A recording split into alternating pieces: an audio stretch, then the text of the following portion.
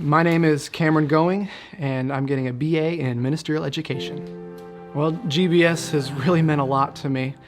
I remember stepping on campus 4 years ago, and I was just a completely different person. I remember my first night at GBS and squeezing into a little twin bed. I remember having that thought come across my mind, this feels a lot like youth camp, except I know I'm gonna be here for a little longer. I had no idea just how long I actually was gonna be here. You see, when I came to GBS, I would say I'd consider myself a Christian, but at the same time, there was something inside of me, I don't know, you could call it carnality. I wanted to do the right thing, but at the same time, I wanted that right thing to fit my own mold. I wanted to do my own thing. I came to GBS for 2 reasons, and really 2 reasons only.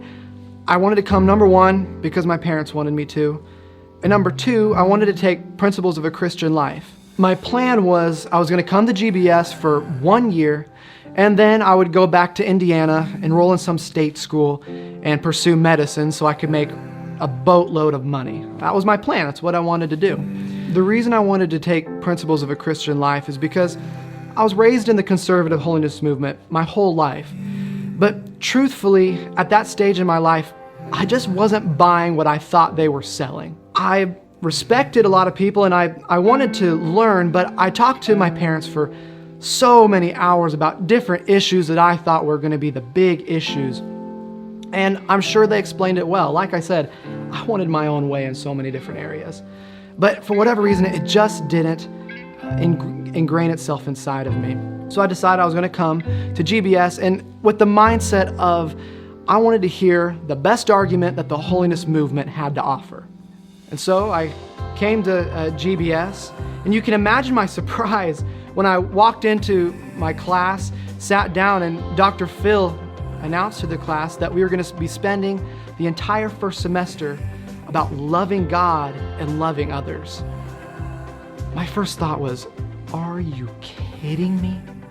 I came here for 1 class, and I really only had 1 goal, and I'm going to be wasting the entire first semester on loving God and loving others? I thought I knew everything there was to know about that. Well, I couldn't have been more wrong. That whole first semester, God had started to deal with my heart in ways that He had never done before. And I truly believe it was during that first semester at GBS that God really taught me how to love Him. By that second semester, when we began to talk about the juicy things, it was funny how my mindset had changed. I'd gone from a mindset of, let's see what you've got, to a mindset of, I don't know everything, but I love God with all my heart, and I want to continue to love Him with my whole being. Whatever way that is best done, I want to do.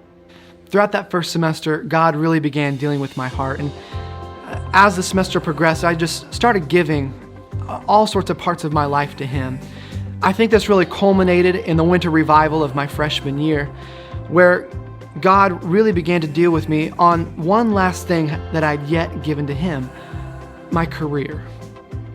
I think for guys everywhere, that your career is one of the most important things to you. That's something you want to hold on dearly. But for me, it was a little bit more than that. You see, I've known that I've had a call to preach since I was 7 years old. But in 8th grade, I decided that wasn't the direction I was going to go. Truthfully, when I look back, it's incredible to see how young the devil will try to grab somebody. And he had distracted me and disillusioned me into thinking that if I was going to pursue pastoring, I was going to be poor, destitute, I'd have no fun, I'd constantly be under a microscope, and I would just be plain miserable. But that winter revival, God spoke to my heart, and I realized that He was saying something like this to me. I felt like God was saying that if I don't give Him everything in my life, well, then I really haven't given Him anything. And so that night, I surrendered that last part of my entire life to Him, my career. For so many years, I listened to those lies of that I would be poor or destitute or whatever. But ever since I made that decision to follow God's leading in my life, I can't tell you the excitement that Jesus has brought into my life. Throughout these last 4 years at college, God has instilled into me a passion for pastoring and witnessing and leading others to Christ. I'm so excited for what God has for me. I'm excited to go out and pastor after I graduate. It's something that has meant more to me than anything else in this world. When I look back at myself when I was a freshman, sure, I was excited to pursue medicine and make money and be important in the world's eyes. But now that I look at myself now, I can't tell you how much more excited I am about the calling that God has on my life, and I can't wait to pursue God's leading. God's Bible School and College has been instrumental to me in my educational pursuits, my love for God, and my passion for ministry.